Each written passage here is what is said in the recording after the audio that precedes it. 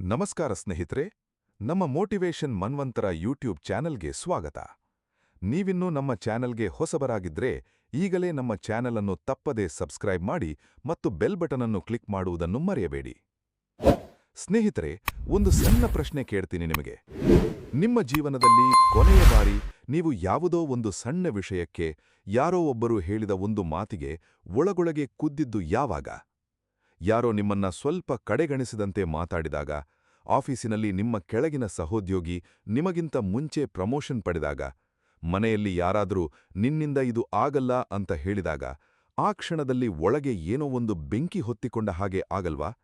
ಎದೆ ಬಿಸಿಯಾಗುತ್ತೆ, ತಲೆ ಕೆಂಪಗಾಗುತ್ತೆ, ಮಾತಿನಲ್ಲಿ ಚೂಪು ಬರುತ್ತೆ, ಮತ್ತೆ ರಾತ್ರಿ ಮಲಗಿದಾಗ ಅದೇ ವಿಷಯ ತಲೆಯಲ್ಲಿ ಸುತ್ತುತ್ತಾ ನಾನೇಕೆ ಸುಮ್ಮನಿದ್ದೆ, ಅವನಿಗೆ ಸರಿಯಾಗಿ ಉತ್ತರ ಕೊಡಬೇಕಿತ್ತು ಅಂತ ಮನಸ್ಸು ಮತ್ತೆ ಮತ್ತೆ ಅದೇ ದೃಶ್ಯವನ್ನ ಪ್ಲೇ ಮಾಡ್ತಾ ಇರುತ್ತೆ ಅಲ್ವಾ? ಇದೇ ಸ್ನೇಹಿತರೆ ನಮ್ಮೆಲ್ಲರ ಒಳಗಿರುವ ಅಹಂಕಾರ ಅನ್ನೋ ನಿಗೂಢ ಶತ್ರು. ಇವನು ಯಾವತ್ತೂ ದೊಡ್ಡ ಶಬ್ದ ಮಾಡ್ತಾ ಬರೋದಿಲ್ಲ. ಇವನು ಬರೋದೇ ಸಣ್ಣ ಸಣ್ಣ ಕ್ಷಣಗಳಲ್ಲಿ.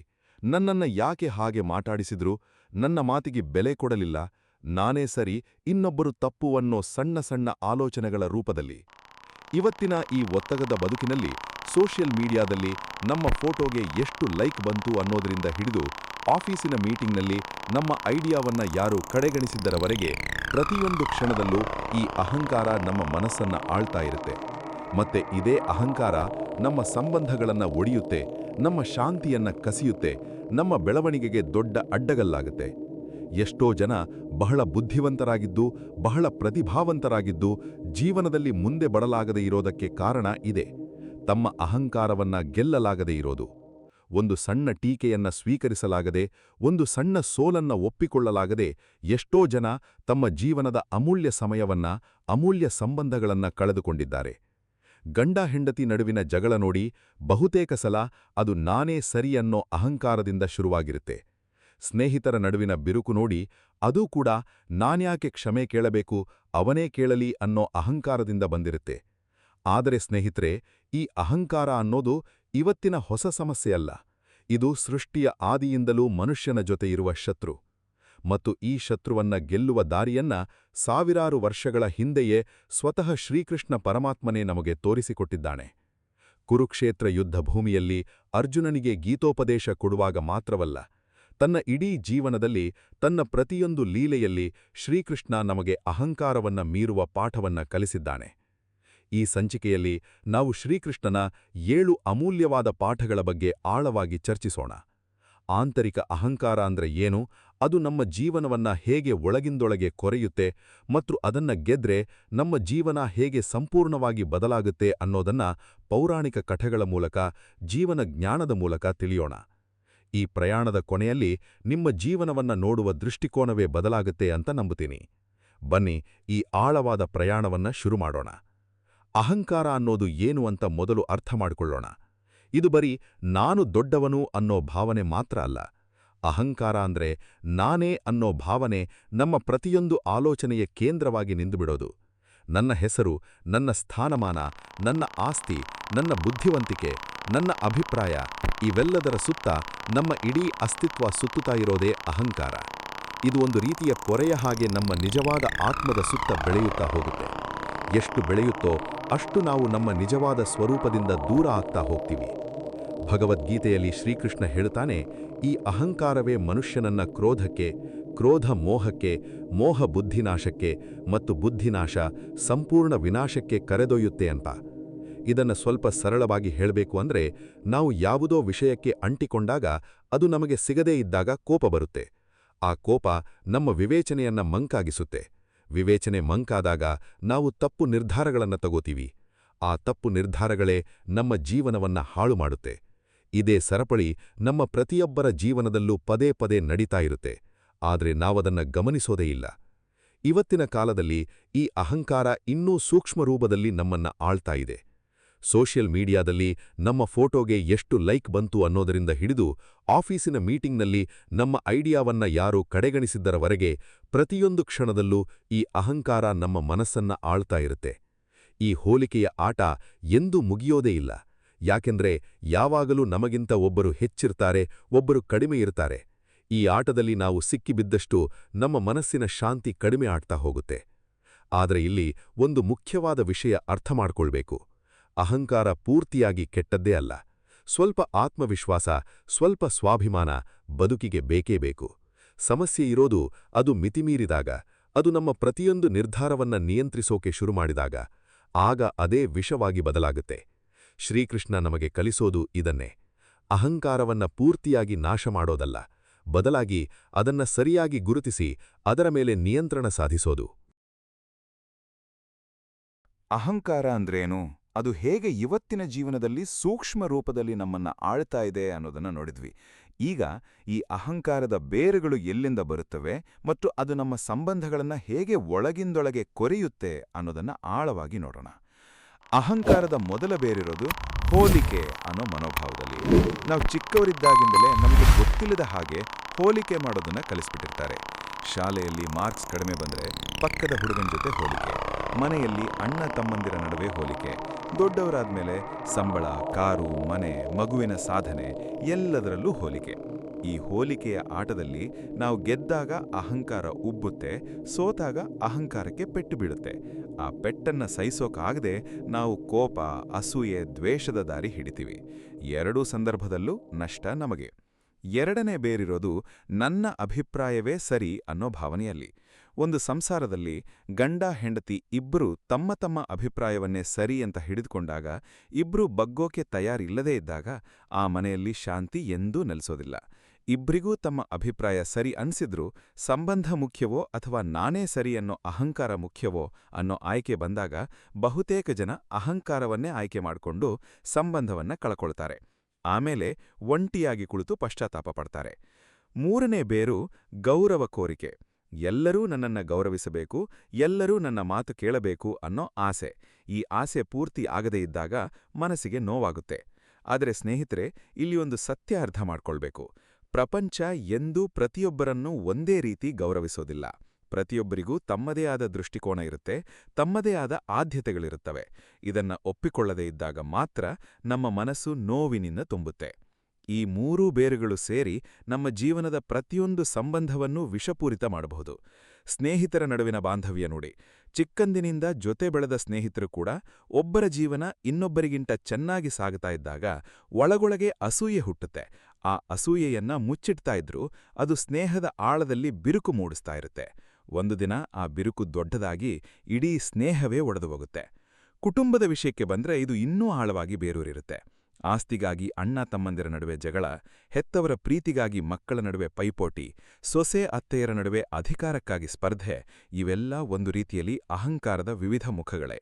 ಪ್ರತಿಯೊಬ್ಬರೂ ನಾನೇ ಸರಿ, ನನಗೇ ಹೆಚ್ಚು ಬೆಲೆ ಸಿಗಬೇಕು ಅಂತ ಅಂದ್ಕೊಳ್ಳುವಾಗ ಇಡೀ ಕುಟುಂಬವೇ ಒಡೆದೋಗುತ್ತೆ. ಇಲ್ಲಿ ಒಂದು ಮುಖ್ಯವಾದ ಪ್ರಶ್ನೆ ಕೇಳ್ಕೋಬೇಕು. ಈ ಅಹಂಕಾರ ನಮಗೆ ನಿಜವಾಗ್ಲೂ ಏನಾದರೂ ಕೊಡುತ್ತಾ? ಒಂದು ಕ್ಷಣದ ಜಯದ ಭಾವನೆ ಬಿಟ್ರೆ ಅಹಂಕಾರ ನಮಗೆ ಶಾಶ್ವತ ಸಂತೋಷ ಕೊಟ್ಟಿದ್ಯಾ? ಇಲ್ಲ. ವಾಸ್ತವವಾಗಿ ಅಹಂಕಾರ ಇರೋ ಜನ ಒಳಗೊಳಗೆ ಬಹಳ ಅಭದ್ರತೆಯಿಂದ ಬಳಲುತ್ತಿರ್ತಾರೆ. ಯಾಕಂದ್ರೆ ಅವರ ಸಂತೋಷ ಬೇರೆಯವರ ಅಭಿಪ್ರಾಯದ ಮೇಲೆ ಅವಲಂಬಿಸಿರುತ್ತೆ. ಇನ್ನೊಬ್ರು ಅವರನ್ನ ಹೊಗಳಿದಾಗ ಸಂತೋಷ, ಟೀಕಿಸಿದಾಗ ದುಃಖ. ಈ ಏರಿಳಿತದಲ್ಲಿ ಅವರ ಮನಸ್ಸು ಎಂದೂ ಸ್ಥಿರವಾಗಿ ಇರೋದಿಲ್ಲ. ಈ ಎಲ್ಲ ಸಮಸ್ಯೆಗಳ ಮೂಲ ಎಲ್ಲಿದೆ ಅಂದ್ರೆ, ನಾವು ನಮ್ಮ ನಿಜವಾದ ಸ್ವರೂಪವನ್ನ ಮರೆತು ಬಿಟ್ಟಿದ್ದೀವಿ ಅನ್ನೋದೇ. ನಾವು ಯಾರು ಅನ್ನೋದನ್ನ ನಾವು ನಮ್ಮ ಹೆಸರು, ಸ್ಥಾನಮಾನ, ಆಸ್ತಿ, ಸಾಧನೆ ಇವೆಲ್ಲದರ ಜೊತೆ ಸೇರಿಸಿ ಗುರುತಿಸ್ಕೊಂಡ್ಬಿಟ್ಟಿದ್ದೀವಿ.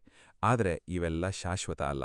ಇವತ್ತಿರೋ ಸಂಪತ್ತು ನಾಳೆ ಇಲ್ಲದೆ ಹೋಗಬಹುದು. ಇವತ್ತಿನ ಸ್ಥಾನಮಾನ ಬದಲಾಗಬಹುದು. ಇವುಗಳ ಮೇಲೆ ನಮ್ಮ ಅಸ್ತಿತ್ವವನ್ನ ಕಟ್ಟಿಕೊಂಡಾಗ ಆ ಅಡಿಪಾಯವೇ ಅಲ್ಲುಗಾಡ್ತಾ ಇರುತ್ತೆ. ಶ್ರೀಕೃಷ್ಣ ಭಗವದ್ಗೀತೆಯಲ್ಲಿ ಈ ಸತ್ಯವನ್ನೇ ಅರ್ಜುನನಿಗೆ ಹೇಳ್ತಾನೆ. ಆತ್ಮ ಅನ್ನೋದು ಶಾಶ್ವತ, ಶರೀರ, ಸ್ಥಾನಮಾನ, ಸಂಪತ್ತು ಎಲ್ಲ ಅಶಾಶ್ವತ. ಈ ಅಶಾಶ್ವತ ವಿಷಯಗಳ ಜೊತೆ ನಮ್ಮ ಗುರುತನ್ನ ಬೆಸೆಸಿಕೊಂಡಾಗಲೇ ಅಹಂಕಾರ ಹುಟ್ಟುತ್ತೆ. ಈ ಗುರುತನ್ನ ಬಿಡಿಸಿಕೊಂಡಾಗ, ನಮ್ಮ ನಿಜವಾದ ಸ್ವರೂಪವನ್ನ ಅರಿತಾಗ ಅಹಂಕಾರ ತಾನಾಗಿಯೇ ಕರಗುತ್ತೆ. ಆದರೆ ಇದನ್ನ ಬರೀ ಮಾತಿನಲ್ಲಿ ಅರ್ಥ ಮಾಡಿಕೊಂಡ್ರೆ ಸಾಲದು. ಇದನ್ನ ಜೀವನದಲ್ಲಿ ಅನುಭವಿಸಬೇಕು. ಅದಕ್ಕಾಗಿ ಸ್ನೇಹಿತರೆ, ಶ್ರೀಕೃಷ್ಣನ ಜೀವನದ ಪ್ರಸಂಗಗಳನ್ನ ನೋಡೋಣ. ಆತನ ಪ್ರತಿಯೊಂದು ಲೀಲೆಯಲ್ಲೂ ಅಹಂಕಾರವನ್ನ ಮೀರುವ ಪಾಠ ಅಡಗಿದೆ. ಶ್ರೀಕೃಷ್ಣನ ಒಂದು ಅದ್ಭುತ ಪ್ರಸಂಗದ ಮೂಲಕ ಅಹಂಕಾರ ಎಷ್ಟು ದೊಡ್ಡ ದೊಡ್ಡ ಶಕ್ತಿಗಳನ್ನು ಕುಸಿಯುವಂತೆ ಮಾಡತ್ತೆ ಅನ್ನೋದನ್ನ ನೋಡೋಣ. ದ್ವಾಪರ ಯುಗದಲ್ಲಿ ಇಂದ್ರ ದೇವಲೋಕದ ಅಧಿಪತಿ. ಆತ ದೇವತೆಗಳ ರಾಜ. ಮಳೆ ಸುರಿಸೋ ಶಕ್ತಿ ಅವನ ಕೈಯಲ್ಲಿ. ವಜ್ರಾಯುಧ ಅವನ ಬಳಿಯಿದೆ. ಇಡೀ ಸ್ವರ್ಗಲೋಕದ ಅಧಿಪತ್ಯ ಅವನದ್ದೇ. ಇಷ್ಟೊಂದು ಶಕ್ತಿಯಿದ್ದ ಇಂದ್ರನಿಗೆ ಸಹಜವಾಗೇ ತನ್ನ ಬಗ್ಗೆ ಅಪಾರ ಅಹಂಕಾರ ಇತ್ತು. ಗೋಕುಲದ ಜನರು ಪ್ರತಿ ವರ್ಷ ಇಂದ್ರನಿಗೆ ದೊಡ್ಡ ಪೂಜೆ ಮಾಡ್ತಾ ಇದ್ರು. ಮಳೆ ಚೆನ್ನಾಗಿ ಸುರಿಯಲಿ, ಬೆಳೆ ಚೆನ್ನಾಗಿ ಬರಲಿ ಅಂತ. ಒಂದು ವರ್ಷ ಕೃಷ್ಣ ಚಿಕ್ಕ ಬಾಲಕನಾಗಿದ್ದಾಗ ಗೋಕುಲದ ಜನ ಇಂದ್ರ ಪೂಜೆಗೆ ತಯಾರಿ ಮಾಡ್ತಾ ಇರೋದನ್ನ ನೋಡಿ ಆತ ತನ್ನ ತಂದೆ ನಂದಗೋಪರ ಬಳಿ ಬಂದು ಕೇಳ್ತಾನೆ, ಅಪ್ಪ, ನಾವ್ಯಾಕೆ ಇಂದ್ರನಿಗೆ ಪೂಜೆ ಮಾಡ್ತೀವಿ? ನಂದಗೋಪ ಹೇಳ್ತಾರೆ, ಮಗು, ಇಂದ್ರನೇ ಮಳೆ ಕೊಡೋದು. ಅವನಿಂದಲೇ ನಮ್ಮ ಬೆಳೆ ಬೆಳೆಯೋದು, ಗೋವುಗಳಿಗೆ ಮೇವು ಸಿಗೋದು. ಅವನನ್ನ ಸಂತೋಷಪಡಿಸಿದ್ರೆ ನಮ್ಮ ಜೀವನ ಸುಗಮ. ಆಗ ಕೃಷ್ಣ ಒಂದು ಆಳವಾದ ಪ್ರಶ್ನೆ ಕೇಳ್ತಾನೆ, ಅಪ್ಪ, ಮಳೆ ಸುರಿಸೋದು ಇಂದ್ರನ ಸ್ವಂತ ಶಕ್ತಿಯಾ ಅಥವಾ ಪ್ರಕೃತಿಯ ನಿಯಮದ ಪ್ರಕಾರ ಆಗೋ ಕೆಲಸನ? ನಮ್ಮ ಗೋವುಗಳು, ನಮ್ಮ ಗೋವರ್ಧನ ಪರ್ವತ, ನಮ್ಮ ಕಾಡು ಮೇಡುಗಳೇ ನಮಗೆ ನಿಜವಾದ ಜೀವನಾಧಾರ ಅಲ್ವಾ? ನಾವ್ಯಾಕೆ ನಮ್ಮ ಸ್ವಂತ ಭೂಮಿಯನ್ನ, ಗೋವರ್ಧನ ಪರ್ವತವನ್ನ ಪೂಜಿಸಬಾರದು? ಈ ಮಾತು ಕೇಳಿ ಗೋಕುಲದ ಜನರಿಗೆ ಹೊಸ ಬೆಳಕು ಕಂಡ ಹಾಗಾಯಿತು. ಅವರೆಲ್ಲ ಇಂದ್ರ ಪೂಜೆ ಬಿಟ್ಟು ಗೋವರ್ಧನ ಪೂಜೆ ಮಾಡೋಕೆ ಶುರು ಮಾಡಿದ್ರು. ಇದನ್ನ ನೋಡಿದ ಇಂದ್ರನಿಗೆ ವಿಪರೀತ ಕೋಪ ಬಂತು. ನನ್ನ ಪೂಜೆ ನಿಲ್ಲಿಸಿ ಒಬ್ಬ ಚಿಕ್ಕ ಬಾಲಕನ ಮಾತು ಕೇಳಿ ಪರ್ವತಕ್ಕೆ ಪೂಜೆ ಮಾಡ್ತಾರಾ ಅಂತ ಅಹಂಕಾರದಿಂದ ಉರಿದೆದ್ದ ಇಂದ್ರ ಗೋಕುಲದ ಮೇಲೆ ಪ್ರಳಯಕಾರಿ ಮಳೆಯನ್ನ ಸುರಿಸೋಕೆ ಶುರು ಮಾಡ್ತಾನೆ. ಸಂವರ್ತಕ ಮೇಘಗಳನ್ನ ಕಳಿಸಿ ಇಡೀ ಗೋಕುಲವನ್ನೇ ಮುಳುಗಿಸಿಬಿಡಬೇಕು ಅನ್ನೋ ಉದ್ದೇಶದಿಂದ ಧಾರಾಕಾರ ಮಳೆ ಸುರಿಸ್ತಾನೆ. ಗೋಕುಲದ ಜನ ಭಯಭೀತರಾಗಿ ಕೃಷ್ಣನ ಬಳಿ ಓಡಿಬರ್ತಾರೆ. ಆಗ ಕೃಷ್ಣ ಏನೂ ಆಗಿಲ್ಲ ಅನ್ನೋ ಹಾಗೆ ಶಾಂತವಾಗಿ ನಿಂತು ತನ್ನ ಕಿರುಬೆರಳಿನಿಂದ ಗೋವರ್ಧನ ಪರ್ವತವನ್ನ ಎತ್ತಿ ಇಡೀ ಗೋಕುಲದ ಜನರಿಗೆ, ಗೋವುಗಳಿಗೆ ಆಶ್ರಯ ಕೊಡ್ತಾನೆ. 7 ದಿನಗಳ ಕಾಲ ಇಂದ್ರ ಎಷ್ಟೇ ಮಳೆ ಸುರಿಸಿದ್ರೂ ಕೃಷ್ಣ ಆ ಪರ್ವತವನ್ನ ಎತ್ತಿಯೇ ಹಿಡಿದಿರ್ತಾನೆ, ಒಂದು ಸಣ್ಣ ಆಯಾಸ ಕೂಡ ತೋರಿಸದೆ. ಕೊನೆಗೆ ಇಂದ್ರನಿಗೆ ಅರ್ಥ ಆಗತ್ತೆ, ತಾನು ಎದುರಿಸ್ತಾ ಇರೋದು ಸಾಮಾನ್ಯ ಬಾಲಕನಲ್ಲ, ಸ್ವತಃ ಪರಮಾತ್ಮನೇ ಅಂತ. ತನ್ನ ಅಹಂಕಾರಕ್ಕೆ ನಾಚಿಕೆಪಟ್ಟು ಇಂದ್ರ ಕೃಷ್ಣನ ಬಳಿ ಬಂದು ಕ್ಷಮೆ ಕೇಳ್ತಾನೆ. ಈ ಕಥೆಯಲ್ಲಿ ಎಷ್ಟು ಆಳವಾದ ಪಾಠ ಅಡಗಿದೆ ಅಂತೀರಾ? ಇಂದ್ರನಂತ ದೇವಲೋಕದ ಅಧಿಪತಿಗೆ ಅಹಂಕಾರ ತಪ್ಪಲಿಲ್ಲ ಅಂದ್ರೆ ನಮ್ಮಂಥ ಸಾಮಾನ್ಯ ಮನುಷ್ಯರಿಗೆ ಇದು ಎಷ್ಟು ಸಹಜ ಅಲ್ವಾ? ಆದ್ರೆ ಇಲ್ಲಿ ಗಮನಿಸಬೇಕಾದ ಇನ್ನೊಂದು ಮುಖ್ಯ ವಿಷಯ ಇದೆ. ಇಂದ್ರನಿಗೆ ಅಹಂಕಾರ ಬಂದಿದ್ದು ಯಾಕೆ? ಜನ ತನ್ನ ಪೂಜೆ ನಿಲ್ಲಿಸಿದ್ರು ಅನ್ನೋ ಕಾರಣಕ್ಕೆ. ಅಂದ್ರೆ ಬೇರೆಯವರ ಗೌರವದ ಮೇಲೆ ಅವಲಂಬಿತವಾದ ಅಹಂಕಾರ. ಇವತ್ತಿನ ಕಾಲದಲ್ಲೂ ನಾವು ಇದೇ ತಪ್ಪು ಮಾಡ್ತೀವಿ. ಬೇರೆಯವರು ನಮ್ಮನ್ನ ಗುರುತಿಸದೇ ಇದ್ದಾಗ, ನಮ್ಮ ಸಾಧನೆಯನ್ನ ಒಪ್ಪಿಕೊಳ್ಳದೇ ಇದ್ದಾಗ ಕೋಪದಿಂದ ಕುದೀತೀವಿ. ಇನ್ನೊಂದು ಮುಖ್ಯ ಪಾಠ ಇಲ್ಲಿ ಅಡಗಿದೆ. ಕೃಷ್ಣ ಇಂದ್ರ ಜೊತೆ ಸಮಾನ ಶಕ್ತಿಯಿಂದ ಹೋರಾಡ್ಲಿಲ್ಲ. ಆತ ಇಂದ್ರನ ಮೇಲೆ ಕೋಪಗೊಳ್ಳಿಲ್ಲ, ಆತನ ಜೊತೆ ಜಗಳ ಆಡ್ಲಿಲ್ಲ. ಬದಲಿಗೆ ಶಾಂತವಾಗಿ ಸಂಯಮದಿಂದ ಪರಿಹಾರ ಕಂಡ್ಕೊಂಡ. ಇದೇ ನಿಜವಾದ ಶಕ್ತಿ. ಅಹಂಕಾರವನ್ನ ಅಹಂಕಾರದಿಂದ ಎದುರಿಸೋದಲ್ಲ, ಶಾಂತಿಯಿಂದ, ವಿವೇಕದಿಂದ ಎದುರಿಸೋದು. ಗೋವರ್ಧನ ಪರ್ವತವನ್ನ ಎತ್ತಿ ಹಿಡಿಯೋದು ಬರೀ ಒಂದು ಪವಾಡ ಅಲ್ಲ, ಅದು ಒಂದು ಸಂಕೇತ. ನಮ್ಮ ಮನಸ್ಸಿನಲ್ಲಿ ಎಷ್ಟೇ ದೊಡ್ಡ ಬಿರುಗಾಳಿ ಎದ್ದರೂ ಆಂತರಿಕ ಸ್ಥಿರತೆ ಇದ್ರೆ ನಾವದನ್ನ ಎದುರಿಸಬಹುದು ಅನ್ನೋ ಸಂದೇಶ. ಇಂದ್ರ ಕ್ಷಮೆ ಕೇಳಿದಾಗ ಕೃಷ್ಣ ಆತನನ್ನ ಅವಮಾನಿಸಲಿಲ್ಲ, ಅಣಕ ಮಾಡ್ಲಿಲ್ಲ. ನೀನು ದೇವಲೋಕದ ರಾಜ, ನಿನಗೆ ಅಹಂಕಾರ ಬರೋದು ಸಹಜ, ಆದ್ರೆ ಇನ್ಮುಂದೆ ಎಚ್ಚರವಾಗಿರು ಅಂತ ಪ್ರೀತಿಯಿಂದಲೇ ಬುದ್ಧಿ ಹೇಳಿ ಕಳಿಸ್ತಾನೆ.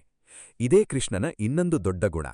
ಅಹಂಕಾರವನ್ನ ಮುರಿಯುವಾಗಲೂ ಆತ ಇನ್ನೊಬ್ಬರ ಘನತೆಯನ್ನ ಕಾಪಾಡ್ತಾನೆ.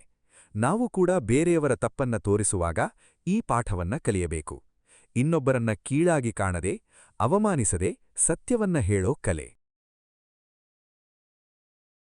ಗೋವರ್ಧನ ಪ್ರಸಂಗದಲ್ಲಿ ಇಂದ್ರನ ಅಹಂಕಾರ ಹೇಗೆ ಮುರಿಯಿತು ಅನ್ನೋದನ್ನ ನೋಡಿದ್ವಿ. ಈಗ ಇನ್ನೊಂದು ಆಳವಾದ ಪ್ರಸಂಗ, ಕಾಳಿಂಗ ಮರ್ದನದ ಕಥೆಯ ಮೂಲಕ ಅಹಂಕಾರ ವಿಷವಾಗಿ ಬದಲಾಗಿ ಇಡೀ ಪರಿಸರವನ್ನೇ ಹಾಳು ಮಾಡಿದ್ರೆ ಏನಾಗುತ್ತೆ ಅನ್ನೋದನ್ನು ನೋಡೋಣ. ಯಮುನಾ ನದಿಯ ಒಂದು ಭಾಗದಲ್ಲಿ ಕಾಳಿಂಗ ಅನ್ನೋ ಬಹಳ ಶಕ್ತಿಶಾಲಿ ಸರ್ಪ ವಾಸಿಸ್ತಾ ಇತ್ತು. ಈ ಸರ್ಪದ ವಿಷ ಎಷ್ಟು ಪ್ರಬಲ ಅಂದ್ರೆ ಅದು ವಾಸಿಸ್ತಾ ಇದ್ದ ಜಾಗದ ನೀರೇ ವಿಷಪೂರಿತವಾಗಿತ್ತು. ಆ ನೀರು ಕುಡಿದ ಪಕ್ಷಿಗಳು, ಪ್ರಾಣಿಗಳು ಸಾಯ್ತಾ ಇದ್ವು. ಆ ದಡದಲ್ಲಿರೋ ಮರ ಗಿಡಗಳು ಒಣಗಿ ಹೋಗಿದ್ವು. ಕಾಳಿಂಗ ತನ್ನ ಶಕ್ತಿಯ ಬಗ್ಗೆ ಅಪಾರ ಅಹಂಕಾರ ಹೊಂದಿತ್ತು. ತನ್ನ ವಿಷದ ಮುಂದೆ ಯಾರೂ ನಿಲ್ಲಲಾರರು ಅನ್ನೋ ಗರ್ವ ಅದಕ್ಕಿತ್ತು. ಗರುಡನ ಭಯದಿಂದ ತಪ್ಪಿಸಿಕೊಂಡು ಬಂದು ಅಲ್ಲಿ ನೆಲೆಸಿದ್ದ ಕಾಳಿಂಗ ಆ ಪ್ರದೇಶವನ್ನೇ ತನ್ನ ಸಾಮ್ರಾಜ್ಯ ಅಂತ ಭಾವಿಸಿಕೊಂಡು ಯಾರೂ ಅದನ್ನ ಪ್ರವೇಶಿಸೋಕೆ ಬಿಡ್ತಾ ಇರಲಿಲ್ಲ. ಒಂದು ದಿನ ಕೃಷ್ಣ ತನ್ನ ಗೆಳೆಯರ ಜೊತೆ ಚೆಂಡಾಡ್ತಾ ಇದ್ದಾಗ ಚೆಂಡು ಆ ವಿಷಪೂರಿತ ಕೊಳಕ್ಕೆ ಬಿತ್ತು. ಗೆಳೆಯರೆಲ್ಲ ಹೆದರಿಕೊಂಡ್ರೂ ಕೃಷ್ಣ ಯಾವುದೇ ಭಯವಿಲ್ಲದೆ ಆ ಕೊಳಕ್ಕೆ ಧುಮುಕ್ತಾನೆ. ಇದನ್ನ ನೋಡಿದ ಕಾಳಿಂಗ ತನ್ನ ಸಾಮ್ರಾಜ್ಯಕ್ಕೆ ಯಾರೋ ಪ್ರವೇಶಿಸಿದ್ರು ಅಂತ ಕೋಪದಿಂದ ಕೃಷ್ಣನ ಮೇಲೆ ಆಕ್ರಮಣ ಮಾಡುತ್ತೆ. ತನ್ನ ಸುತ್ತಲೂ ಸುತ್ತುಕೊಂಡು ಕಚ್ಚೋಕೆ ಪ್ರಯತ್ನ ಮಾಡುತ್ತೆ. ಆದರೆ ಕೃಷ್ಣ ಶಾಂತವಾಗಿ ತನ್ನ ದೈವಿಕ ಶಕ್ತಿಯನ್ನ ತೋರಿಸಿ ಆ ಸರ್ಪದ ಹೆಡೆಯ ಮೇಲೆ ನೃತ್ಯ ಮಾಡ್ತಾ ಅದರ ಗರ್ವವನ್ನ ಮುರಿಯೋಕೆ ಶುರು ಮಾಡ್ತಾನೆ. ಕಾಳಿಂಗನ ಶಕ್ತಿ ಕುಂತಾ ಬಂದಂತೆ ಅದರ ಪತ್ನಿಯರು ಕೃಷ್ಣನ ಬಳಿ ಬಂದು, ಪ್ರಭು, ದಯವಿಟ್ಟು ನಮ್ಮ ಪತಿಯನ್ನ ಕ್ಷಮಿಸಿ ಅಂತ ಬೇಡ್ಕೊಳ್ತಾರೆ. ಆಗ ಕೃಷ್ಣ ಕಾಳಿಂಗನಿಗೊಂದು ಮಾತು ಹೇಳ್ತಾನೆ. ಈ ಯಮುನಾ ನದಿಯ ಈ ಭಾಗ ಎಷ್ಟೋ ಜಾನುವಾರುಗಳ ಜೀವನಾಧಾರ. ನಿನ್ನ ವಿಷ ಇಲ್ಲಿ ಇರೋ ತನಕ ಎಷ್ಟೋ ಜೀವಿಗಳು ಸಾಯ್ತಾ ಇರ್ತವೆ. ನೀನು ಇಲ್ಲಿಂದ ಹೊರಟು ಹೋಗು, ಸಮುದ್ರಕ್ಕೆ ಹೋಗಿ ನೆಲೆಸು. ಅಲ್ಲಿ ನಿನ್ನ ಶಕ್ತಿ ಸರಿಯಾದ ಜಾಗದಲ್ಲಿ ಬಳಕೆಯಾಗತ್ತೆ. ಈ ಪ್ರಸಂಗದಲ್ಲಿ ಇನ್ನೊಂದು ಆಳವಾದ ಸಂಕೇತ ಅಡಗಿದೆ. ಕಾಳಿಂಗ ಎಂದರೆ ಬರೀ ಒಂದು ಸರ್ಪ ಅಲ್ಲ, ಅದು ನಮ್ಮ ಮನಸ್ಸಿನ ಒಳಗಿರೋ ವಿಷಪೂರಿತ ಅಹಂಕಾರದ ಸಂಕೇತ. ಈ ಅಹಂಕಾರ ನಮ್ಮ ಮನಸ್ಸಿನ ಒಂದು ಮೂಲೆಯಲ್ಲಿ ಕುಳಿತು ನಿಧಾನವಾಗಿ ನಮ್ಮ ಸುತ್ತಲಿನ ಎಲ್ಲಾ ಸಂಬಂಧಗಳನ್ನ, ಎಲ್ಲಾ ಸಂತೋಷವನ್ನ ವಿಷಪೂರಿತ ಮಾಡ್ತಾ ಇರುತ್ತೆ. ನಾವು ಸ್ವತಃ ಗಮನಿಸದೇ ಇರೋ ಈ ವಿಷ ನಮ್ಮ ಸುತ್ತಲಿನವರಿಗೆ ಎಷ್ಟು ನೋವು ಕೊಡ್ತಾ ಇದೆ ಅನ್ನೋದನ್ನ ನಾವು ಅರ್ಥ ಮಾಡಿಕೊಳ್ಳೋದೇ ಇಲ್ಲ. ಇಲ್ಲಿ ಗಮನಿಸಬೇಕಾದ ಇನ್ನೊಂದು ಮುಖ್ಯ ಪಾಠ. ಕೃಷ್ಣ ಕಾಳಿಂಗನನ್ನ ಕೊಲ್ಲಲಿಲ್ಲ. ಆತನ ಗರ್ವವನ್ನ ಮುರಿದು ಆತನನ್ನ ಸರಿಯಾದ ಜಾಗಕ್ಕೆ ಕಳಿಸ್ತಾನೆ. ಅಂದ್ರೆ ಅಹಂಕಾರವನ್ನ ಸಂಪೂರ್ಣ ನಾಶ ಮಾಡೋದಲ್ಲ, ಬದಲಿಗೆ ಅದನ್ನ ಸರಿಯಾದ ದಿಕ್ಕಿಗೆ ತಿರುಗಿಸೋದು. ನಮ್ಮಲ್ಲಿರೋ ಶಕ್ತಿ, ಆತ್ಮವಿಶ್ವಾಸ ತಪ್ಪಲ್ಲ, ಆದರೆ ಅದನ್ನ ಸರಿಯಾದ ಉದ್ದೇಶಕ್ಕೆ ಬಳಸಬೇಕು. ಅಹಂಕಾರವಾಗಿ ಬಳಸಿದ್ರೆ ಅದು ವಿಷ, ಆತ್ಮವಿಶ್ವಾಸವಾಗಿ ಬಳಸಿದ್ರೆ ಅದೇ ಶಕ್ತಿ. ಇವತ್ತಿನ ಜೀವನದಲ್ಲಿ ನಮ್ಮ ಸುತ್ತಲೂ ಇಂತಹ ಎಷ್ಟೋ ಕಾಳಿಂಗಗಳಿದ್ದಾರೆ. ತಮ್ಮ ಅಧಿಕಾರ, ತಮ್ಮ ಜ್ಞಾನ, ತಮ್ಮ ಸಂಪತ್ತಿನ ಬಗ್ಗೆ ಅಪಾರ ಗರ್ವ ಹೊಂದಿ ಸುತ್ತಲಿನವರನ್ನ ಕೀಳಾಗಿ ಕಾಣ್ತಾ ಎಲ್ಲಾ ಸಂಬಂಧಗಳನ್ನ ವಿಷಪೂರಿತ ಮಾಡ್ತಾ ಇರೋರು. ಆಫೀಸ್ನಲ್ಲಿ ಒಬ್ಬ ಬಾಸ್ ತನ್ನ ಅಧಿಕಾರದ ಬಗ್ಗೆ ಅಹಂಕಾರ ತೋರಿಸಿ ಕೆಳಗಿನ ಸಿಬ್ಬಂದಿಯನ್ನ ಅವಮಾನಿಸ್ತಾ ಇರೋದು. ಒಬ್ಬ ಶ್ರೀಮಂತ ವ್ಯಕ್ತಿ ತನ್ನ ಸಂಪತ್ತಿನ ಬಗ್ಗೆ ಗರ್ವಪಟ್ಟು ಬಡವರನ್ನ ಕಡೆಗಣಿಸ್ತಾ ಇರೋದು. ಇವೆಲ್ಲ ಆಧುನಿಕ ಕಾಳಿಂಗಗಳೇ. ಆದರೆ ಇಲ್ಲಿ ಇನ್ನೊಂದು ಆಳವಾದ ಸತ್ಯ ಇದೆ. ಕಾಳಿಂಗ ನಮ್ಮ ಹೊರಗೆ ಮಾತ್ರ ಇಲ್ಲ, ನಮ್ಮ ಒಳಗೂ ಇದೆ. ನಾವು ಕೂಡ ಯಾವುದೋ ಒಂದು ವಿಷಯದಲ್ಲಿ ನಮಗೆ ಇನ್ನೊಬ್ಬರಿಗಿಂತ ಹೆಚ್ಚು ಗೊತ್ತು ಅಂತ, ನಮ್ಮ ಅನುಭವ ಇನ್ನೊಬ್ಬರಿಗಿಂತ ಹೆಚ್ಚು ಅಂತ ಭಾವಿಸಿ ಸುತ್ತಲಿನವರ ಮಾತನ್ನ ಕೇಳದೆ, ಅವರ ಅಭಿಪ್ರಾಯವನ್ನ ಗೌರವಿಸದೇ ಇರೋದಿಲ್ವಾ? ಇದೇ ನಮ್ಮೊಳಗಿನ ಕಾಳಿಂಗ. ಇದನ್ನ ಗುರುತಿಸೋದೇ ಮೊದಲ ಹೆಜ್ಜೆ. ಕೃಷ್ಣ ಕಾಳಿಂಗನ ಹೆಡೆಯ ಮೇಲೆ ನೃತ್ಯ ಮಾಡಿದ ದೃಶ್ಯ ಬರೀ ಒಂದು ಸುಂದರ ಚಿತ್ರವಲ್ಲ, ಅದು ಒಂದು ಆಳವಾದ ಸಂಕೇತ. ಅಹಂಕಾರದ ಮೇಲೆ ವಿನಮ್ರತೆಯ, ಆನಂದದ ವಿಜಯ. ಕೃಷ್ಣ ಕಾಳಿಂಗನ ಜೊತೆ ಕೋಪದಿಂದ ಹೋರಾಡಲಿಲ್ಲ, ಆನಂದದಿಂದ, ಲೀಲೆಯಿಂದ ಆತನ ಗರ್ವವನ್ನ ಮುರಿದ. ಇದೇ ನಿಜವಾದ ಜ್ಞಾನಿಯ ಲಕ್ಷಣ. ಅಹಂಕಾರವನ್ನ ಎದುರಿಸುವಾಗ ನಾವು ಕೂಡ ಕೋಪದಿಂದ, ದ್ವೇಷದಿಂದ ಅಲ್ಲ, ಶಾಂತಿಯಿಂದ, ಪ್ರೀತಿಯಿಂದ ಎದುರಿಸಬೇಕು. ಕಾಳಿಂಗಮರ್ದನದ ಕಥೆಯಲ್ಲಿ ಅಹಂಕಾರ ವಿಷವಾಗಿ ಪರಿಣಮಿಸುವುದನ್ನು ನೋಡಿದ್ವಿ. ಈಗ ಶಿಶುಪಾಲನ ಕಥೆಯ ಮೂಲಕ ಅಹಂಕಾರ ಎಷ್ಟು ಎತ್ತರಕ್ಕೆ ಬೆಳೆದ್ರೂ ಅಂತಿಮವಾಗಿ ಅದು ಹೇಗೆ ಪತನ ಹೊಂದುತ್ತೆ ಅನ್ನೋದನ್ನ ನೋಡೋಣ. ಇದು ಬಹಳ ವಿಶಿಷ್ಟವಾದ ಕಥೆ. ಯಾಕಂದ್ರೆ ಇಲ್ಲಿ ಕೃಷ್ಣನ ಅಪಾರ ತಾಳ್ಮೆ, ಕ್ಷಮಾಗುಣ ಎದ್ದುಕಾಣುತ್ತೆ. ಶಿಶುಪಾಲ ಚೇದಿ ದೇಶದ ರಾಜ, ಕೃಷ್ಣನ ಸೋದರತಿಯೇ ಮಗ. ಶಿಶುಪಾಲ ಹುಟ್ಟಿದಾಗ ಆತನಿಗೆ 3 ಕಣ್ಣುಗಳಿದ್ದವು, 4 ಕೈಗಳಿದ್ದವು ಅಂತ ಪುರಾಣವಿಳುತ್ತೆ. ಆಗ ಆಕಾಶವಾಣಿ ಒಂದು ಮೊಳಗುತ್ತೆ. ಈ ಮಗು ಯಾರ ಕೈಯಲ್ಲಿ ಸಾಯ್ತಾನೋ ಆತನನ್ನ ನೋಡಿದಾಗ ಈ ಮಗುವಿನ ಹೆಚ್ಚುವರಿ ಅಂಗಗಳು ಉದುರಿ ಹೋಗ್ತವೆ ಅಂತ. ಶಿಶುಪಾಲನ ತಾಯಿ ಎಷ್ಟೋ ಜನರ ಬಳಿ ಮಗುವನ್ನ ಎತ್ತುಕೊಂಡು ಹೋಗ್ತಾಳೆ. ಆದರೆ ಯಾರ ಬಳಿಯೂ ಆ ಅಂಗಗಳು ಉದುರಲಿಲ್ಲ. ಕೊನೆಗೆ ಕೃಷ್ಣ ಆ ಮಗುವನ್ನ ಎತ್ತುಕೊಂಡಾಗ ಆ ಹೆಚ್ಚುವರಿ ಕಣ್ಣು, ಕೈಗಳು ಉದುರಿ ಹೋಗ್ತವೆ. ಆಗ ಶಿಶುಪಾಲನ ತಾಯಿಗೆ ಭಯ ಆಗುತ್ತೆ. ತನ್ನ ಮಗನ ಸಾವು ಕೃಷ್ಣನ ಕೈಯಲ್ಲಿ ಆಗುತ್ತೆ ಅಂತ. ಆಕೆ ಕೃಷ್ಣನ ಬಳಿ ಬೇಡ್ಕೊಳ್ತಾಳೆ, ನನ್ನ ಮಗನ ತಪ್ಪುಗಳನ್ನ ಕ್ಷಮಿಸು ಅಂತ. ಕೃಷ್ಣ ಆಕೆಗೆ ಮಾತು ಕೊಡ್ತಾನೆ, ಆತ 100 ತಪ್ಪು ಮಾಡಿದ್ರೂ ನಾನು ಕ್ಷಮಿಸ್ತೀನಿ. ಶಿಶುಪಾಲ ಬೆಳೆದಂತೆ ಅವನಲ್ಲಿ ಅಪಾರ ಅಹಂಕಾರ ಬೆಳೀತಾ ಹೋಗುತ್ತೆ. ತಾನು ಕೃಷ್ಣನಿಂದ ಎಷ್ಟೇ ತಪ್ಪು ಮಾಡಿದ್ರೂ ಕ್ಷಮಿಸಲ್ಪಡ್ತೀನಿ ಎನ್ನೋ ಭರವಸೆಯೇ ಆತನ ಅಹಂಕಾರಕ್ಕೆ ಇನ್ನಷ್ಟು ಬಲ ಕೊಡುತ್ತೆ. ಆತ ಪ್ರತಿಯೊಂದು ಸಂದರ್ಭದಲ್ಲೂ ಕೃಷ್ಣನನ್ನ ಅವಮಾನಿಸ್ತಾ ಇರ್ತಾನೆ, ಆತನ ಬಗ್ಗೆ ಕೆಟ್ಟ ಮಾತಾಡ್ತಾ ಇರ್ತಾನೆ. ಯುಧಿಷ್ಠಿರನ ರಾಜಸೂಯ ಯಾಗದ ಸಂದರ್ಭದಲ್ಲಿ ಎಲ್ಲಾ ರಾಜರೂ ಋಷಿಗಳೂ ಸೇರಿದ ದೊಡ್ಡ ಸಭೆಯಲ್ಲಿ ಭೀಷ್ಮರ ಸಲಹೆಯ ಮೇರೆಗೆ ಎಲ್ಲರೂ ಶ್ರೀಕೃಷ್ಣನನ್ನ ಅಗ್ರಪೂಜೆಗೆ ಆಯ್ಕೆ ಮಾಡ್ತಾರೆ. ಅಂದ್ರೆ ಆ ಸಭೆಯಲ್ಲಿ ಅತ್ಯಂತ ಶ್ರೇಷ್ಠರಾದ ವ್ಯಕ್ತಿಗೆ ಮೊದಲ ಪೂಜೆ ಸಲ್ಲಿಸೋ ಗೌರವ. ಇದನ್ನ ಸಹಿಸಲಾರದ ಶಿಶುಪಾಲ ಆ ಇಡೀ ಸಭೆಯ ಮುಂದೆ ಎದ್ದು ನಿಂತು ಕೃಷ್ಣನ ಬಗ್ಗೆ ಅವಾಚ್ಯ ಶಬ್ದಗಳಲ್ಲಿ ನಿಂದನೆ ಮಾಡೋಕೆ ಶುರುಮಾಡ್ತಾನೆ. ಈತ ಒಬ್ಬ ಗೊಲ್ಲ, ಈತನಿಗೆ ಈ ಗೌರವ ಯಾಕೆ, ಈತ ಎಷ್ಟೋ ಪಾಪಕೃತ್ಯಗಳನ್ನ ಮಾಡಿದ್ದಾನೆ ಅಂತ ಒಂದೊಂದೇ ಆರೋಪ ಮಾಡ್ತಾ ಹೋಗ್ತಾನೆ. ಇಡೀ ಸಭೆ ಸ್ತಂಭೀಭೂತವಾಗುತ್ತೆ. ಎಲ್ಲರಿಗೂ ಕೋಪ ಬರುತ್ತೆ. ಶಿಶುಪಾಲನನ್ನ ಶಿಕ್ಷಿಸಬೇಕು ಅಂತ ಅನ್ನಿಸುತ್ತೆ. ಆದ್ರೆ ಕೃಷ್ಣ ಮಾತ್ರ ಶಾಂತವಾಗಿ ಕುಳಿತಿರ್ತಾನೆ, ಒಂದು ಮಾತು ಆಡದೆ. ಆತ ತನ್ನ ತಾಯಿಗೆ ಕೊಟ್ಟ ಮಾತಿನಂತೆ 100 ತಪ್ಪುಗಳನ್ನ ಎಣಿಸ್ತಾ ಇರ್ತಾನೆ, ಒಂದೊಂದಾಗಿ. ಶಿಶುಪಾಲ ತನ್ನ 100ನೇ ಅಪಚಾರ ಮಾಡಿದ ಕ್ಷಣ ಕೃಷ್ಣ ತನ್ನ ಸುದರ್ಶನ ಚಕ್ರವನ್ನ ಪ್ರಯೋಗಿಸಿ ಆತನ ತಲೆಯನ್ನ ಕತ್ತರಿಸ್ತಾನೆ. ಆ ಕ್ಷಣದಲ್ಲಿ ಶಿಶುಪಾಲನ ಶರೀರದಿಂದ ಒಂದು ದಿವ್ಯ ತೇಜಸ್ಸು ಹೊರಬಂದು ಕೃಷ್ಣನಲ್ಲಿ ವಿಲೀನವಾಗುತ್ತೆ. ಇದನ್ನ ನೋಡಿ ಎಲ್ಲರೂ ಆಶ್ಚರ್ಯಚಕಿತರಾಗ್ತಾರೆ. ಯಾಕಂದ್ರೆ ಶಿಶುಪಾಲ ಹಿಂದಿನ ಜನ್ಮದಲ್ಲಿ ಜಯ ಅನ್ನೋ ಒಬ್ಬ ವಿಷ್ಣುವಿನ ದ್ವಾರಪಾಲಕ, ಶಾಪಗ್ರಸ್ತನಾಗಿ ಭೂಮಿಗೆ ಬಂದಿದ್ದ. ದ್ವೇಷದಿಂದಾದ್ರೂ ಸರಿ ಆತ ಸತತವಾಗಿ ಕೃಷ್ಣನ ಬಗ್ಗೆಯೇ ಚಿಂತನೆ ಮಾಡ್ತಾ ಇದ್ದ ಕಾರಣ ಆತನಿಗೆ ಮೋಕ್ಷ ಸಿಗುತ್ತೆ. ಈ ಕಥೆಯಲ್ಲಿ ಎಷ್ಟೊಂದು ಆಳವಾದ ಪಾಠಗಳಿದೆ ಅಂತೀರಾ? ಮೊದಲನೇದಾಗಿ ಕೃಷ್ಣನ ಅಪಾರ ತಾಳ್ಮೆ. ಆತ ಇಡೀ ಸಭೆಯ ಮುಂದೆ ಅವಮಾನಕ್ಕೆ ಒಳಗಾದರೂ ತನ್ನ ಶಕ್ತಿ ಇದ್ರೂ ಕೂಡ ಕೂಡಲೇ ಪ್ರತಿಕ್ರಿಯಿಸಲಿಲ್ಲ. ಆತ ತನ್ನ ಮಾತಿಗೆ ಬದ್ಧನಾಗಿ ಕೊನೆ ತನಕ ಕಾಯ್ತಾನೆ. ಇವತ್ತಿನ ಜೀವನದಲ್ಲಿ ನಾವು ಒಂದು ಸಣ್ಣ ಅವಮಾನ ಆದ ಕೂಡಲೇ ಪ್ರತಿಕ್ರಿಯಿಸೋಕೆ ಓಡ್ತೀವಿ. ಆದ್ರೆ ಕೃಷ್ಣ ನಮಗೆ ಕಲಿಸೋದು ಪ್ರತಿಕ್ರಿಯಿಸೋ ಮೊದಲು ಯೋಚಿಸಿ ತಾಳ್ಮೆಯಿಂದ ಇರಿ ಅಂತ. ಎರಡನೇದಾಗಿ ಶಿಶುಪಾಲನ ಅಹಂಕಾರ ಆತನನ್ನ ಎಲ್ಲಿಗೆ ಕರೆದೊಯ್ತು ಅಂತ ನೋಡಿ. ಆತ ಎಷ್ಟೇ ಪ್ರಬಲ ರಾಜನಾಗಿದ್ದ, ಎಷ್ಟೇ ಶಕ್ತಿ ಇದ್ದ, ಆದ್ರೂ ಆತನ ಅಹಂಕಾರ ಆತನ ಅಂತ್ಯಕ್ಕೆ ಕಾರಣವಾಯಿತು. ನಾವು ಎಷ್ಟೇ ಎತ್ತರಕ್ಕೆ ಬೆಳೆದರೂ, ಎಷ್ಟೇ ಸಂಪತ್ತು ಅಧಿಕಾರ ಇದ್ರೂ ಅಹಂಕಾರ ಇದ್ರೆ ಅದು ಒಂದಲ್ಲ ಒಂದು ದಿನ ನಮ್ಮ ಪತನಕ್ಕೆ ಕಾರಣ ಆಗುತ್ತೆ ಅನ್ನೋದೇ ಈ ಕಥೆಯ ಆಳವಾದ ಸಂದೇಶ. ಮೂರನೇದಾಗಿ ಅತ್ಯಂತ ಮಹತ್ವದ ಪಾಠ. ಶಿಶುಪಾಲ ದ್ವೇಷದಿಂದಾದ್ರೂ ಸರಿ ನಿರಂತರವಾಗಿ ಕೃಷ್ಣನ ಬಗ್ಗೆಯೇ ಚಿಂತನೆ ಮಾಡ್ತಾ ಇದ್ದ ಕಾರಣ ಆತನಿಗೆ ಮೋಕ್ಷ ಸಿಗುತ್ತು. ಇದರ ಅರ್ಥ ಏನಂದ್ರೆ, ನಮ್ಮ ಮನಸ್ಸಿನ ಗಮನ ಎಲ್ಲಿರುತ್ತೋ ಆ ದಿಕ್ಕಿನಲ್ಲೇ ನಮ್ಮ ಜೀವನ ಸಾಗುತ್ತೆ. ಒಂದು ವೇಳೆ ದ್ವೇಷದ ಬದಲು ಪ್ರೀತಿಯಿಂದ, ಭಕ್ತಿಯಿಂದ ಗಮನ ಇದ್ದಿದ್ದಿದ್ರೆ ಆ ಪ್ರಯಾಣ ಇನ್ನೂ ಸುಂದರವಾಗಿರ್ತಿತ್ತು ಅಲ್ವಾ? ಈ ಆಲೋಚನೆ ನಮ್ಮನ್ನ ಒಂದು ಮುಖ್ಯ ಪ್ರಶ್ನೆಗೆ ಕರೆದೊಯ್ಯುತ್ತೆ. ನಮ್ಮ ಮನಸ್ಸಿನ ಶಕ್ತಿಯನ್ನ ನಾವು ಎಲ್ಲಿ ವಿನಿಯೋಗಿಸ್ತಾ ಇದ್ದೀವಿ? ಅಹಂಕಾರದ ಕಡೆಗೋ ಅಥವಾ ಶಾಂತಿಯ, ಪ್ರೀತಿಯ ಕಡೆಗೋ? ಈ ಎಲ್ಲ ಕಥೆಗಳಿಂದ ನಮಗೆ ಒಂದು ಸ್ಪಷ್ಟ ಚಿತ್ರ ಸಿಗುತ್ತೆ. ಅಹಂಕಾರ ಎಷ್ಟೇ ಶಕ್ತಿಶಾಲಿಯಾಗಿ ಕಂಡ್ರೂ ಅದು ಕೊನೆಗೆ ಸೋಲುತ್ತೆ. ಆದರೆ ಈ ಸೋಲಿನ ಪ್ರಕ್ರಿಯೆಯಲ್ಲಿ ಎಷ್ಟೋ ನೋವು, ಎಷ್ಟೋ ನಷ್ಟ ಆಗಿರುತ್ತೆ. ಈ ನೋವನ್ನ ತಪ್ಪಿಸಿಕೊಳ್ಳಕ್ಕೆ ಅಹಂಕಾರವನ್ನ ಮೊದಲೇ ಗುರುತಿಸಿ ಅದನ್ನ ಗೆಲ್ಲೋ ದಾರಿಯನ್ನ ಕಂಡುಕೊಳ್ಬೇಕು. ನಾವು ಶ್ರೀಕೃಷ್ಣನ 7 ಅಮೂಲ್ಯ ಪಾಠಗಳ ಆಳವಾದ ಪ್ರಪಂಚಕ್ಕೆ ಪ್ರವೇಶಿಸೋಣ. ಈ ಪಾಠಗಳು ಬರೀ ಸಿದ್ಧಾಂತಗಳಲ್ಲ, ಇವು ಭಗವದ್ಗೀತೆಯ ಆಳದಿಂದ, ಕೃಷ್ಣನ ಜೀವನದ ಅನುಭವಗಳಿಂದ ಬಂದಿರೋ ಪ್ರಾಯೋಗಿಕ ಸತ್ಯಗಳು.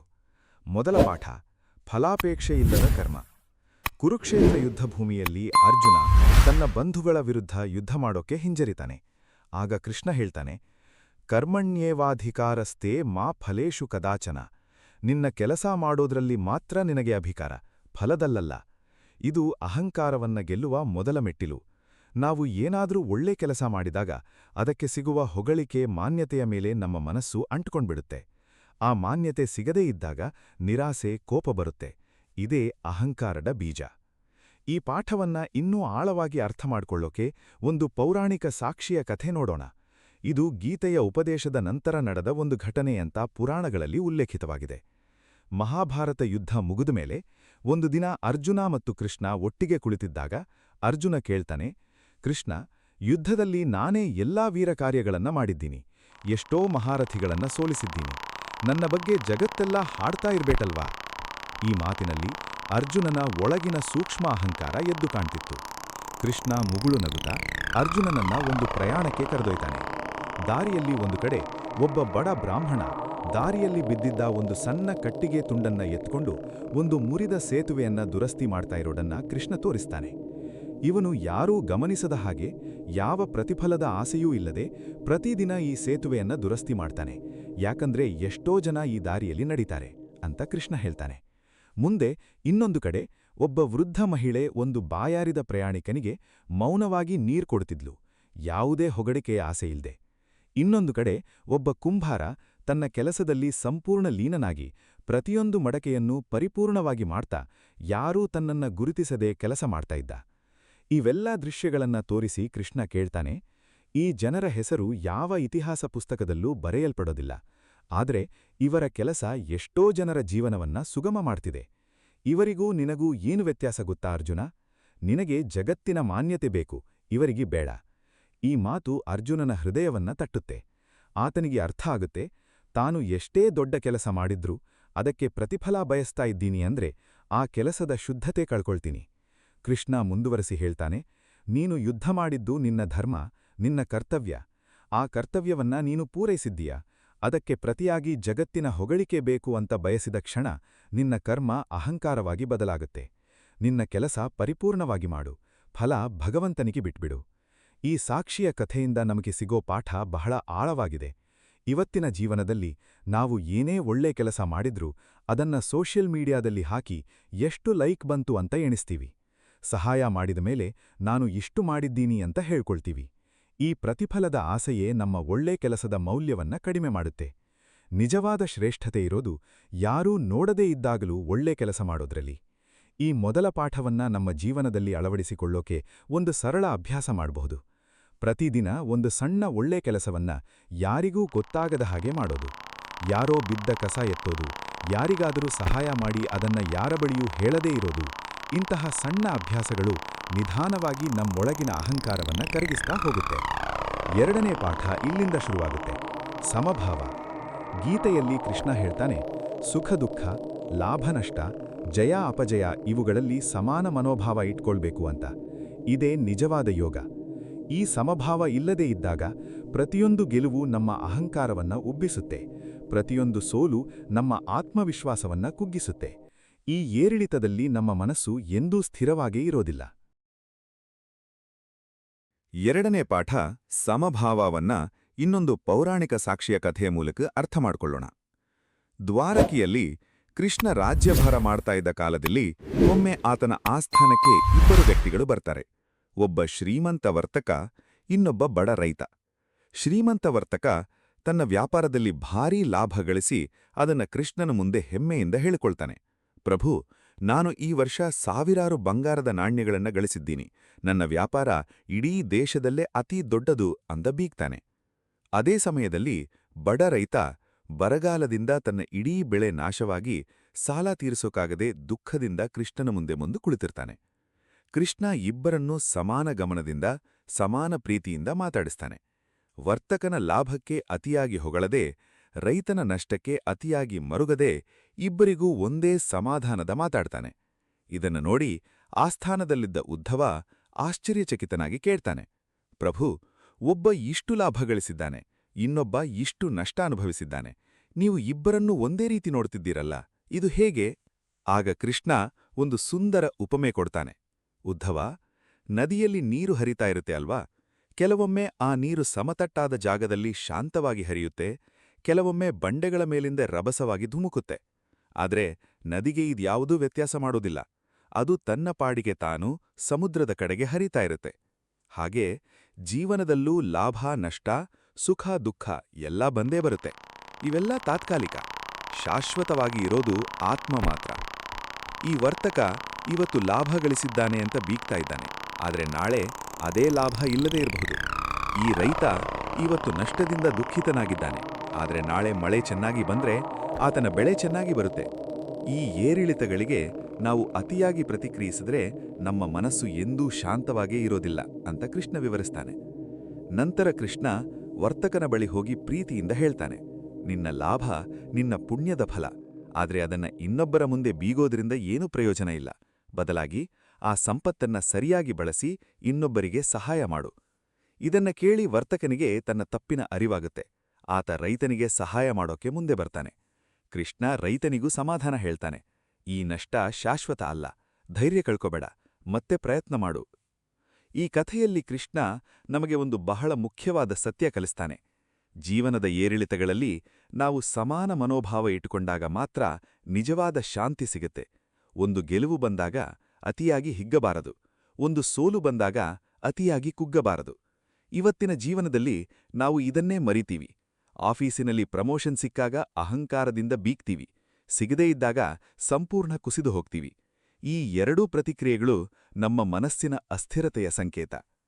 ಮೂರನೇ ಪಾಠ ಆತ್ಮಜ್ಞಾನ. ಗೀತೆಯ ಆರಂಭದಲ್ಲೇ ಕೃಷ್ಣ ಅರ್ಜುನನಿಗೆ ಹೇಳ್ತಾನೆ, ಈ ದೇಹ ನಾಶವಾಗುತ್ತೆ, ಆದ್ರೆ ಇದರೊಳಗಿರೋ ಆತ್ಮ ಶಾಶ್ವತ. ಅಹಂಕಾರ ಹುಟ್ಟೋದೇ ನಾವು ಈ ದೇಹ, ಈ ಮನಸ್ಸು, ಈ ಸ್ಥಾನಮಾನವೇ ನಾವು ಅಂತ ಭಾವಿಸಿಕೊಂಡಾಗ. ಆದ್ರೆ ನಿಜವಾಗಿಯೂ ನಾವು ಆ ಶಾಶ್ವತ ಆತ್ಮ. ಈ ಸತ್ಯವನ್ನ ಅರಿತಾಗ ನಾನು ಶ್ರೇಷ್ಠ, ಇನ್ನೊಬ್ರು ಕನಿಷ್ಠ ಅನ್ನೋ ಭಾವನೆಯೇ ಇಲ್ಲದೆ ಹೋಗುತ್ತೆ. ಯಾಕಂದ್ರೆ ಎಲ್ಲರ ಒಳಗೂ ಇರೋದು ಅದೇ ಆತ್ಮ. 4ನೇ ಪಾಠ, ವಿನಮ್ರತೆಯ ಶಕ್ತಿ. ಕೃಷ್ಣ ಸ್ವತಃ ಪರಬ್ರಹ್ಮ ಆಗಿದ್ರೂ ಆತ ಎಂದೂ ತನ್ನ ಬಗ್ಗೆ ಬೀಗಲಿಲ್ಲ. ಸುದಾಮನ ಪಾದ ತೊಳೆದ, ಪಾಂಡವರ ರಥದ ಸಾರಥಿಯಾದ, ಗೋಪಿಕೆಯರ ಜೊತೆ ಗೋವು ಕಾಯ್ದ. ಇಷ್ಟೆಲ್ಲಾ ಮಾಡಿದ್ರೂ ಆತನಿಗೆ ಎಂದೂ ತಾನು ಸಣ್ಣವನಾದೆ ಅನ್ನೋ ಭಾವನೆ ಬರಲಿಲ್ಲ. ಇದೇ ನಿಜವಾದ ದೊಡ್ಡತನ. ಎಷ್ಟೇ ದೊಡ್ಡವರಾಗಿದ್ರೂ ಸಣ್ಣ ಕೆಲಸ ಮಾಡೋಕೆ ಹಿಂಜರಿಯದೇ ಇರೋದು. ಸುದಾಮ ಕೃಷ್ಣನ ಬಾಲ್ಯದ ಸ್ನೇಹಿತ, ಆದ್ರೆ ಬಡತನದಲ್ಲಿ ಬದುಕ್ತಾ ಇದ್ದ ಒಬ್ಬ ಬ್ರಾಹ್ಮಣ.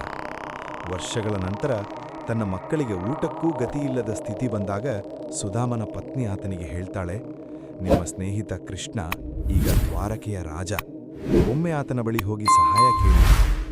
ಸುದಾಮನಿಗೆ ಬಹಳ ಸಂಕೋಚ. ನಾನೆಲ್ಲಿ, ಆ ದೊಡ್ಡ ರಾಜನ ಆಸ್ಥಾನ ಎಲ್ಲಿ, ಬರೀ ಸ್ನೇಹದ ಹೆಸರಿನಲ್ಲಿ ಸಹಾಯ ಕೇಳೋಕ್ ಹೋಗೋದು ಸರಿಯಾ ಅಂತ ಆತನ ಮನಸ್ಸಿನಲ್ಲಿ ಗೊಂದಲ.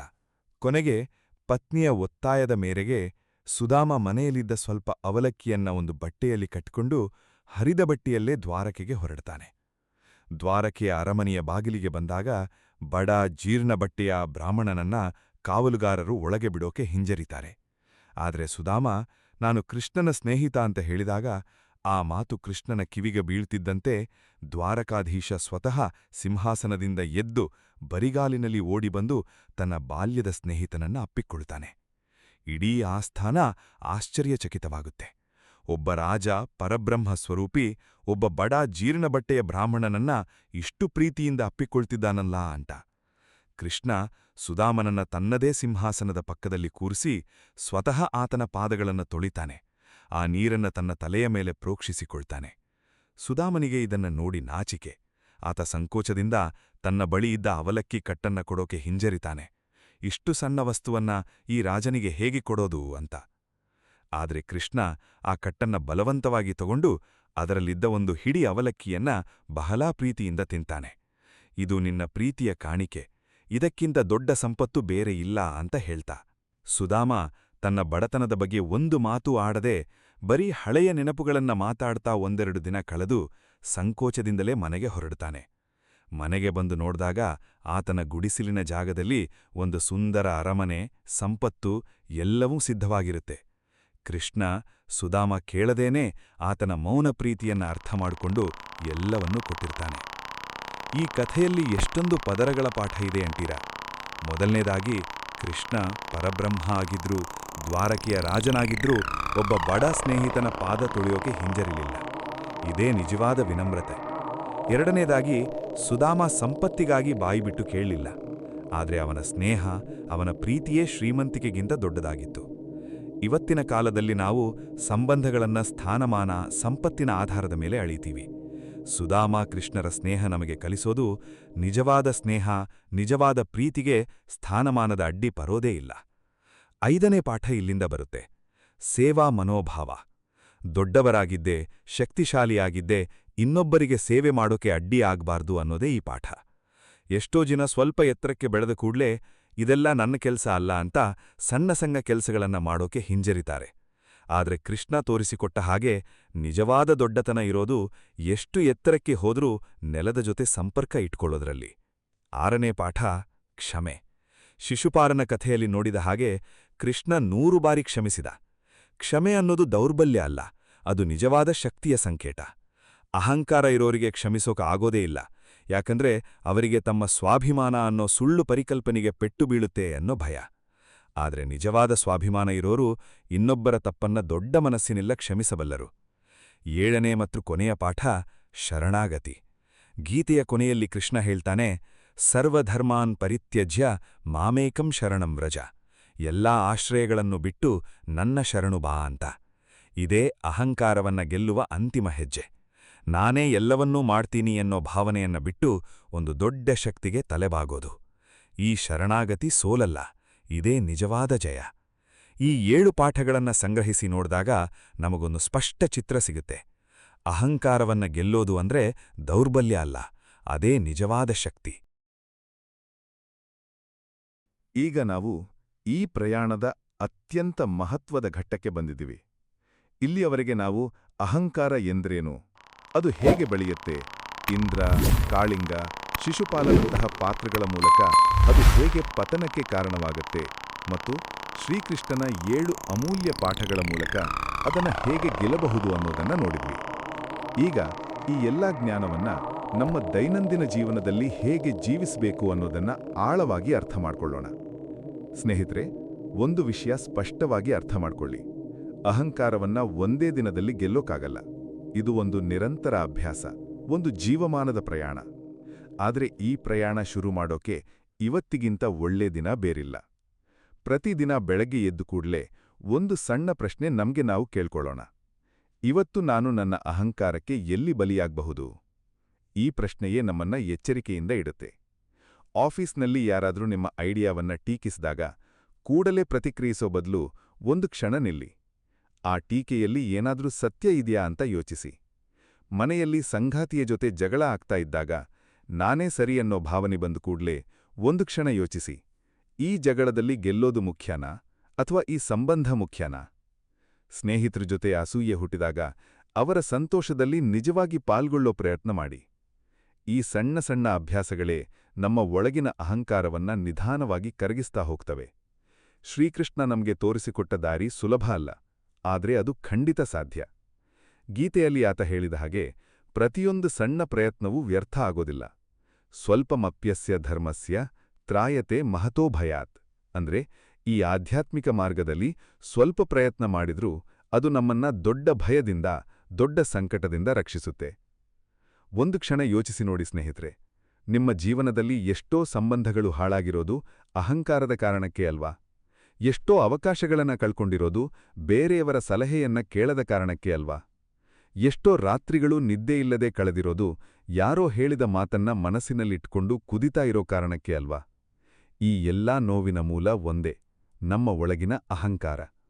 ಆದ್ರೆ ಇವತ್ತಿನಿಂದಲೇ, ಈ ಕ್ಷಣದಿಂದಲೇ ನಾವು ಬೇರೆ ದಾರಿ ಆಯ್ಕೆ ಮಾಡ್ಕೊಳ್ಬಹುದು.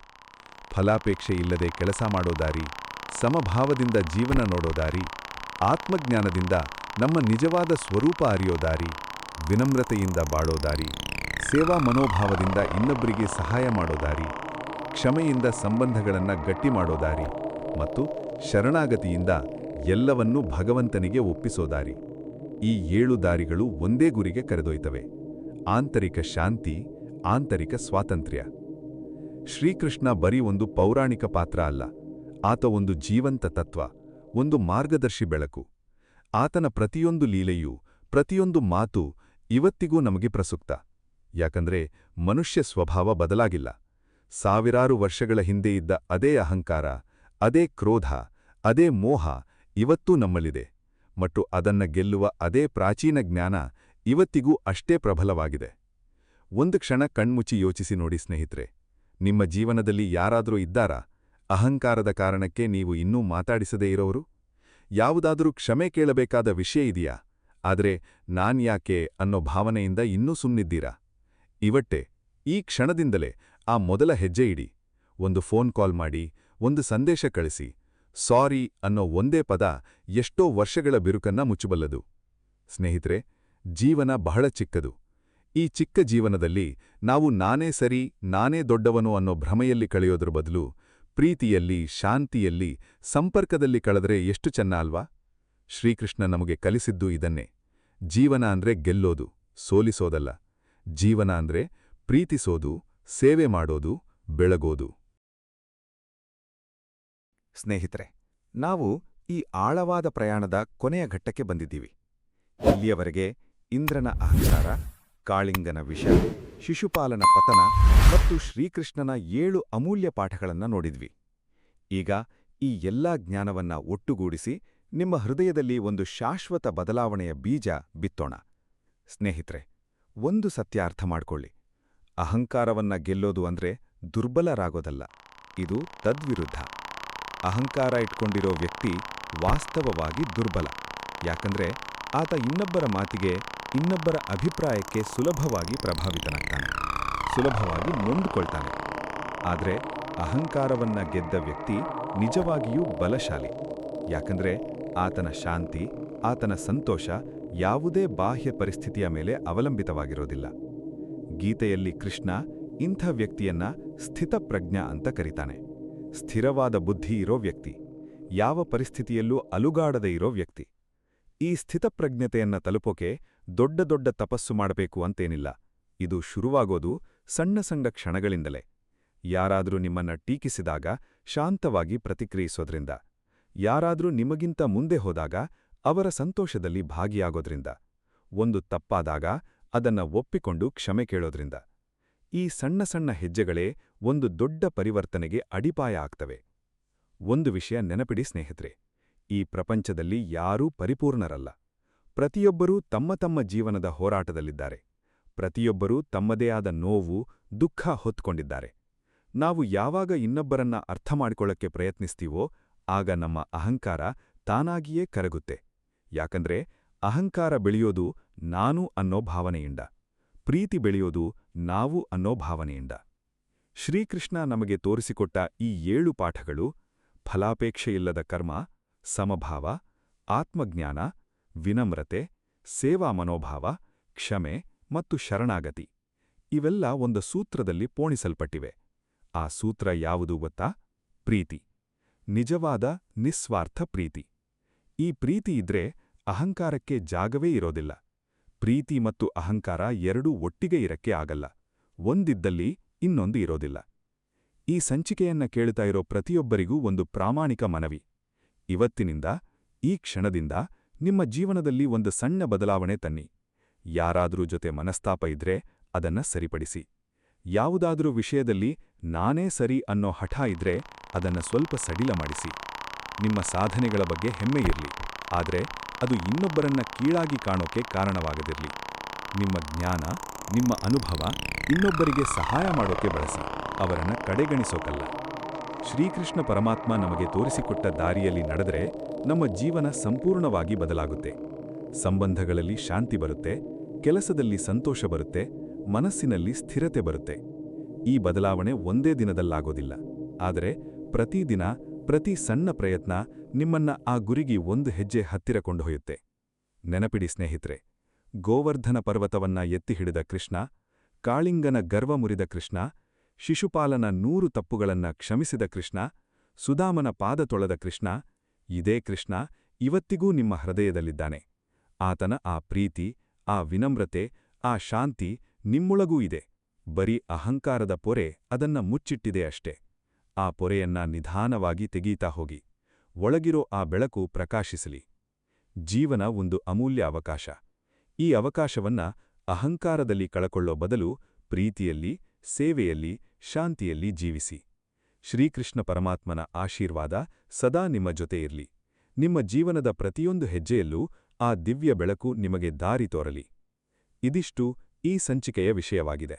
ಈ ಸಂಚಿಕೆಯ ಅನಿಸಿಕೆ ಅಭಿಪ್ರಾಯಗಳನ್ನ ತಪ್ಪದೇ ನಮ್ಮೊಂದಿಗೆ ಹಂಚಿಕೊಳ್ಳಿ ಮತ್ತು ಲೈಕ್ ಮಾಡೋದನ್ನ ಮರೆಯಬೇಡಿ.